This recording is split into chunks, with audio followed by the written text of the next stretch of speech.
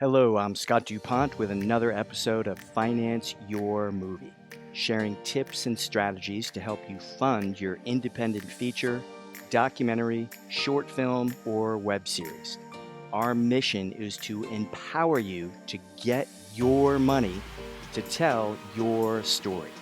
Okay, I am here today, proud to announce Kooge Kweli. Kooge is a producer, director, and a former film instructor. He's currently an empowerment trainer, coach, and speaker. He's host of The Kooge Show, as well as a show called Kat and Kooge Go to the Movies, a movie review show, and also is the host of Living the Life You Love. And as well, you're like a renaissance man, Kooge. I could go on and on here, but I definitely want to mention that you're also the director of marketing for the Orlando International Film Festival. Welcome. Thank you. Pleasure being with you again.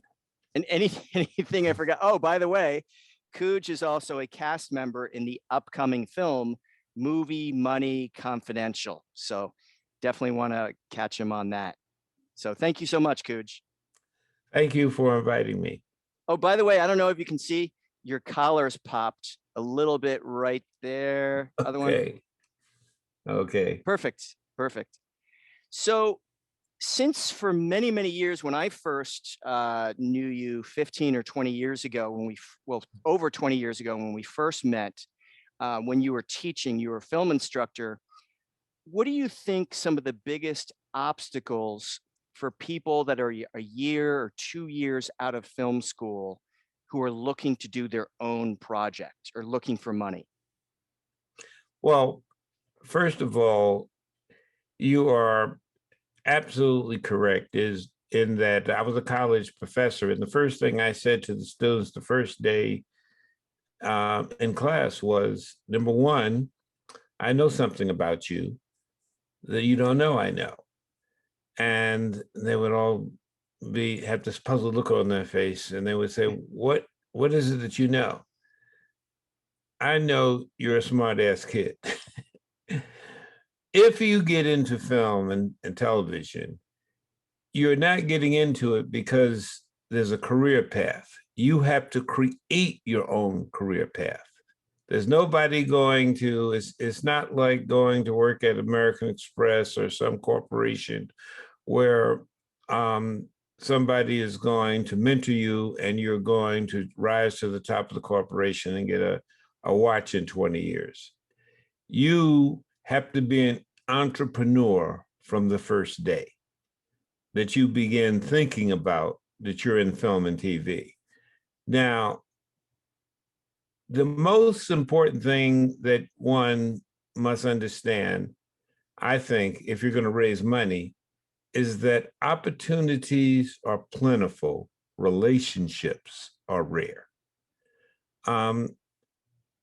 There's going to be there is opportunity everywhere in the film and TV industry, especially now. There's Netflix, there's Amazon that are now produced. There's 500 channels. And in the field of film and TV, everybody will tell you that content is king. So they're dying for content. But if you haven't developed relationships, you can't raise money just by writing great proposals. Now, a lot of people say, well, what I need to do then is to network. And that is true. But they don't understand what the concept of networking is. And the concept of networking is not going to parties, going to people's houses, leaving your little business card, at the various bar stations. Networking is making yourself valuable so that you can help other people before you need their help. I don't care whether you're going to Full Sail or you're going to my school. I was the chairman of Orlando Tech's Digital Media Arts program, which I founded. If you haven't formed relationships, if you haven't developed a skill that is marketable, if you don't have something of value, then you're not in a position to raise any money.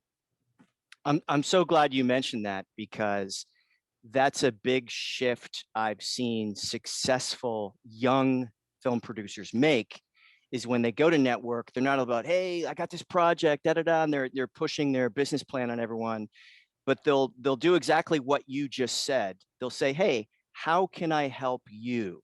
Or find out about them first and see if they can provide some value. And I definitely think those are wise words. So I want to, since you seem to be very, very well versed in grants, um, separate than the cash, just going to individuals or businesses. Give us some words of wisdom for people that are maybe on their second, third, or fourth film, and now they want to get some grant money. Any Okay. advice on getting grants? Because I know you've done many documentaries and some series with grant money. Well, yes. There are a couple of principles you need to understand in terms of obtaining grants. First thing, anybody you're talking about raising grants has to understand the concept of 501c3. What that is a tax classification, which is most people that give grants only give grants to companies that have that designation.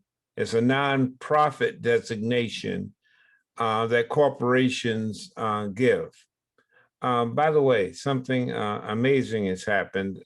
It's a ill wind that blows nobody any good. One of the things that's happened as a result of COVID is many corporations now are responding to a challenge, which is to help small businesses and minority businesses. And they're willing to put up 20%, or they're making a commitment to put up 20% of their business with minorities. So that includes advertising, promotion, things of that nature. Now, by the way, that can be done by a business that is for profit.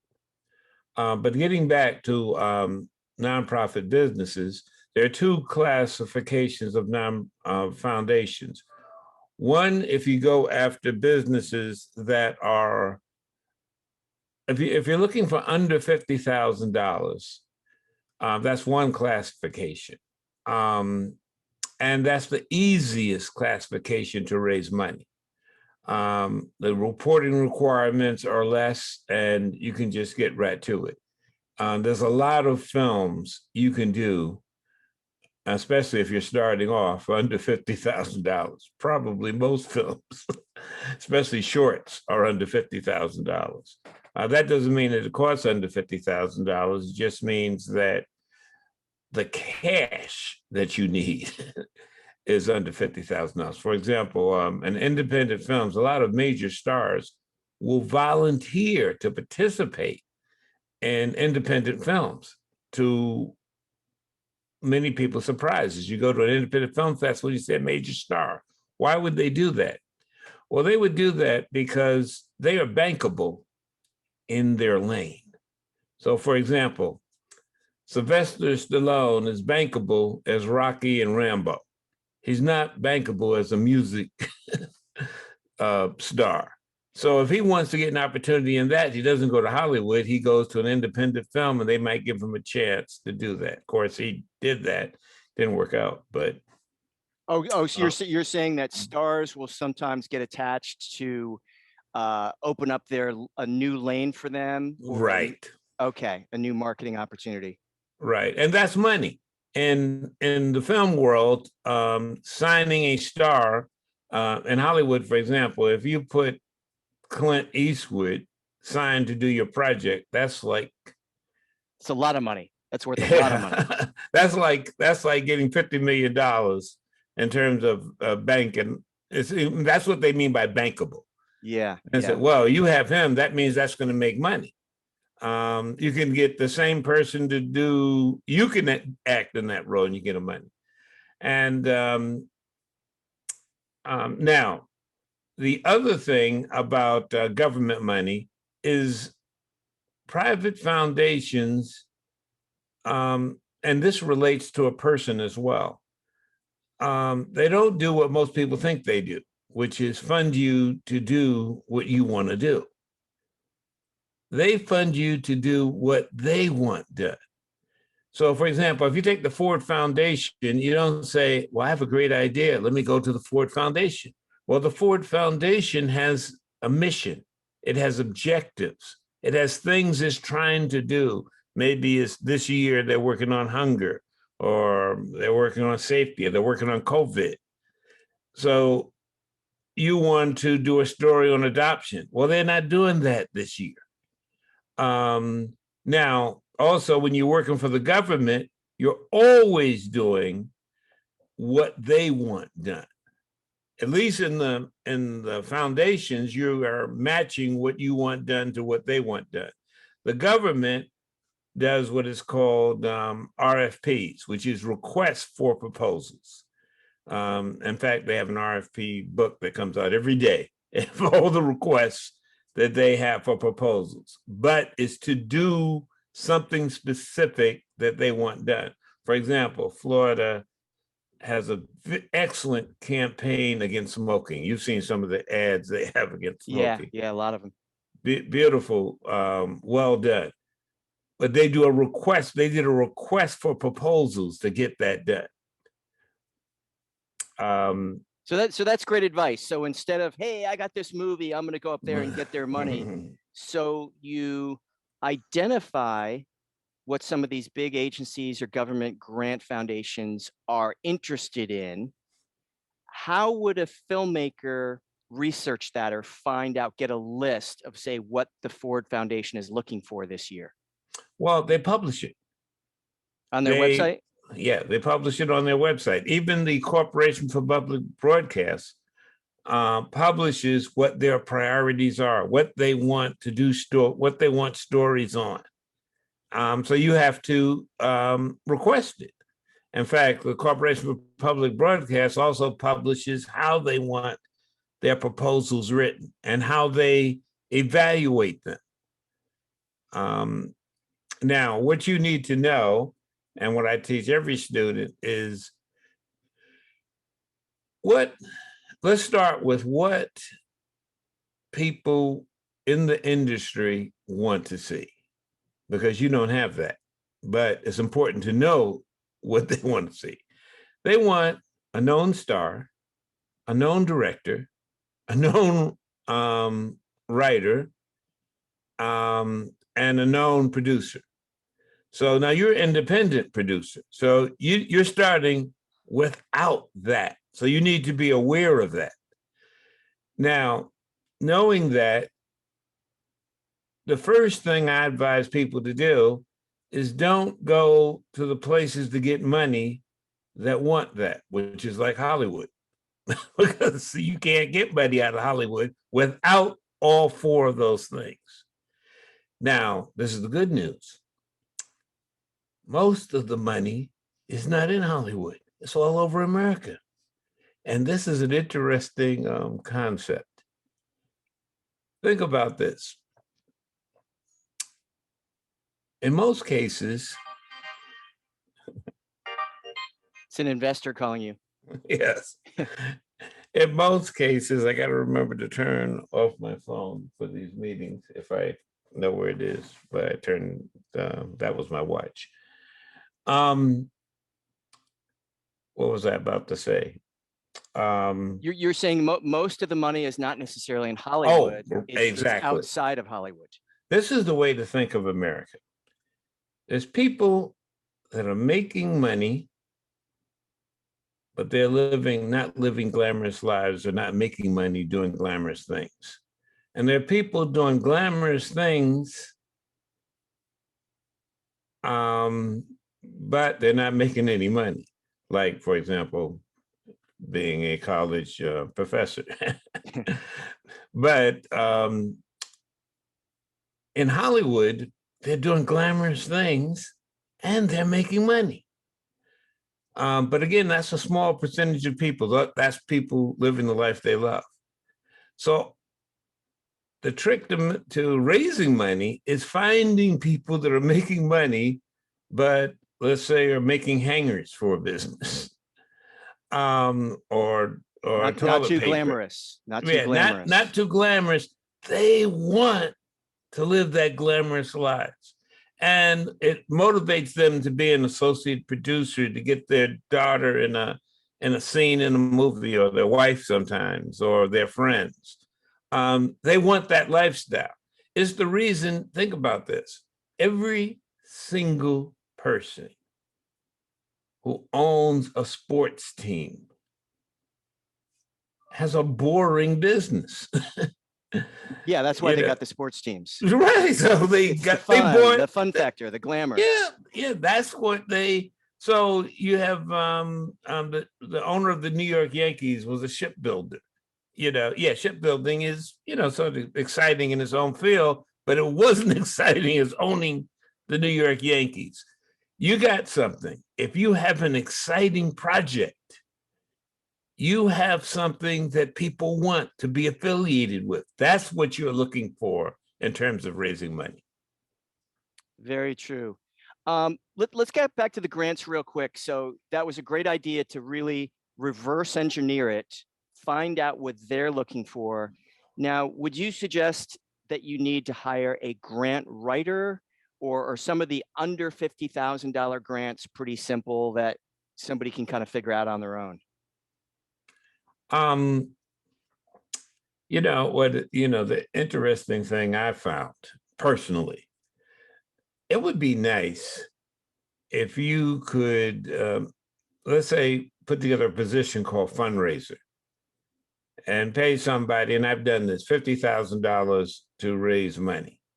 But my experience is that anybody that can raise $50,000 is an executive producer that wants to not give the money to you for 5 or 10%.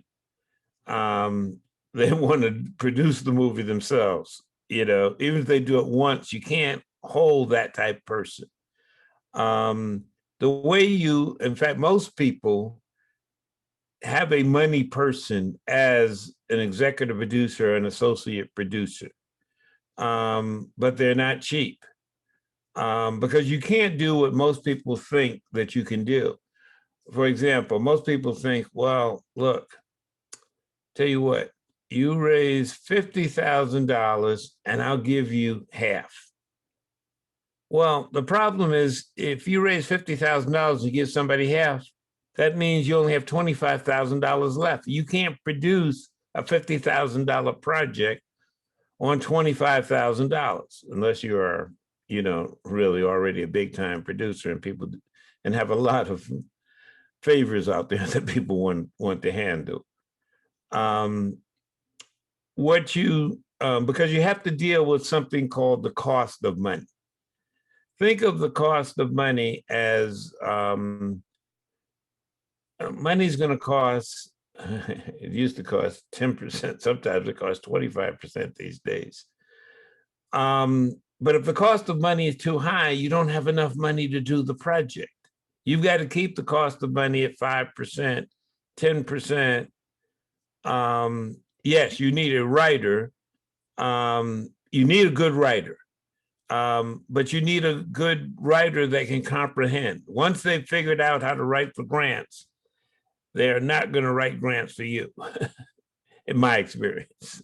So I just want to clarify for our audience, instead of paying 5 to 10% as a fundraising fee that they take after they raise the money, you've gone out there and just kind of paid a salary position for 1 year or whatever, and that person just writes grants and gets you the money. Yes. Okay. But your struggle is you can't keep that person around for very long because they want to go out and do their own thing. So Right. It's a trade-off. Right. I mean, let's say when you discovered that you could raise money. Well, people want me to raise money for their projects, right? Yes. all the time, and I'm me. I mean, I donated yes. my time to FMPTA for over you're a good person with a good soul, but you can't do it. Yeah, because I have a fiduciary responsibility to some of my existing investors to focus on our projects as much as I'd like to go off and help someone else. Yes. Yes. So, and quite honestly, could you accept the job for $50,000 as a fundraiser? If you couldn't do it, you Yeah, couldn't afford to yeah, do it. not at this point. No. Maybe if I was just a year or two out of school. Like I'm saying, if somebody's just getting started and they want to Yeah. learn, yeah. But I mean, once you reach the point, when I started raising money, I started raising $5,000, $10,000 in Harlem and for local community projects. Now, were these Then grants or was this cash from this investors? was this was grants. Okay. Then I got hired by the Urban League because of the things I was doing. I started raising then hundred thousands of dollars. Then I went to Washington and started raising millions of dollars. But as I raised more of these money, you know, somebody couldn't come along to me and said, "Okay, give you $50,000 to raise money for me." I Yeah. was raising $5 million a year. Yeah. I want to pivot real quick because we have limited time, and hopefully you can kind of give an overview of this story because it's kind of fascinating. It was Angel Work Studios, right? Right. Yes. Okay. This is my Angel Work Studios Yeah, in t-shirt. Orlando, Florida. I remember it well years ago. It was a great place. We had shot one of our films there. Yeah. Right. How did you raise that money? That was Middle Eastern money, right? Yes. Okay. There, what I did was I had a client that came along that needed some work done. Actually, was working banking and finance, but they also needed a media element to explain what they were doing globally. They had a contract with 22 Arab nations to do what they wanted to do. So the first project they needed, which was an international satellite teleconference, we rented all the capabilities. We rented a satellite Truck. actual channel. Oh wow. And we rented all the equipment, and we went to a hotel. I think it was the Marriott downtown. And we went live for 24 hours for, I think we called it 10 days in May, for 10 straight days. So we actually produced 24 hours of television. The way it was done is 8 hours and then rebroadcast 8 hours and 8 hours. It was such a hit. They said, well, we're going to be doing this again. So at that point, I thought, well, hold it. I'm looking, if they're going to be doing this repeatedly, it's cheaper for me to actually own the equipment and the facility than to rent it out. Because that was costing. Yeah.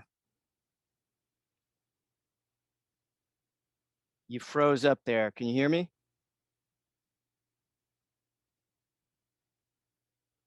Looks like we just lost Kooge.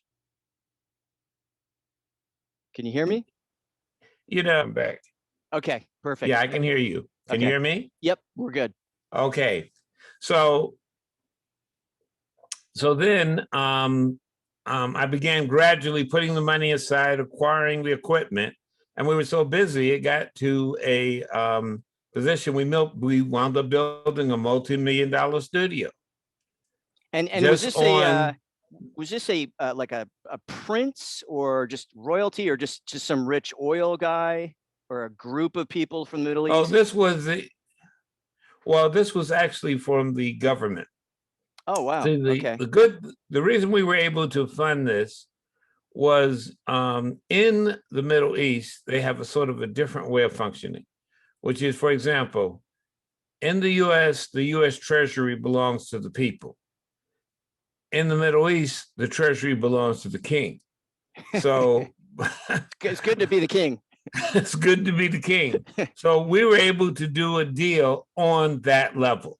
Wow. And the other thing about in the Middle East that was nice is they would say we put together a requirements document. They would tell us what they wanted. We put together a requirements document. Then they asked how much that would cost. I would say, well, that's going to cost $1 million. They sent us $1 million up front. Wow. Now, the problem with doing business in the Middle East, you have to hit that target. In other words, there's no such thing as, oh, it really cost 2 million. That's a crime. You know, whatever estimate you make to build something, you have to build it. Yeah, you have to deliver. I think that's a valuable lesson for any film producer. You don't want to do a $500,000 documentary and then say, oops, it really cost 575,000. We need more money. Or you don't want to, the other pitfall is you don't want to budget at $1 million and then raise 250,000, and now you don't have enough money to produce the movie, but you've been spending the money all along. Yeah, got to keep that money in escrow. Got to protect that money. Yes, you have to have. Now, the way I tell people to do is you raise money to what's called an optimal budget, but you also have an austere budget, so you know you could produce this for 500,000. You produce it for 500,000 by having people take lesser salaries rather than $250 a day, maybe $100 a day, et cetera. So you have two budgets. That way you could partially raise your money. And when you hit that button, you know you can do it. Yeah. Great. But you have to know what you can do it. Yeah. Kooge, thank you so much for sharing just some really great words of wisdom today.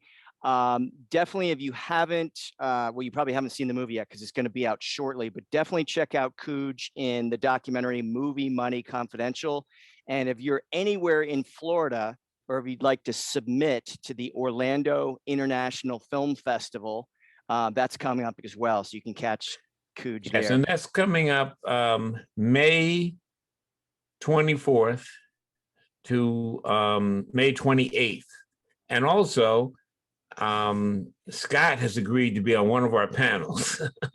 Happy to be there. Looking forward to it. On Friday. We have a very impressive panel, and it's on this topic, raising money for independent films. So what's the best way to people to generally contact you? Your social media coordinates or the best way to reach you? KweliWorks@gmail.com. That's KWELI works, WORKS @gmail.com. Also, we're on Kweli Works is on Facebook. That's another way of contacting us. Excellent. Well, Kooge, thank you so much, and look forward to catching up with you at the Orlando International Film Festival, and that's orlandointernationalfilmfestival.org, correct? Yes. Okay. It is. We'll look forward to seeing you then, and we'll catch you on the next movie set, either one of your projects or one of mine. Look forward to it. I look forward to it. Thank you for inviting me. Tune in next week, or for more info, visit financeyourmovie.com.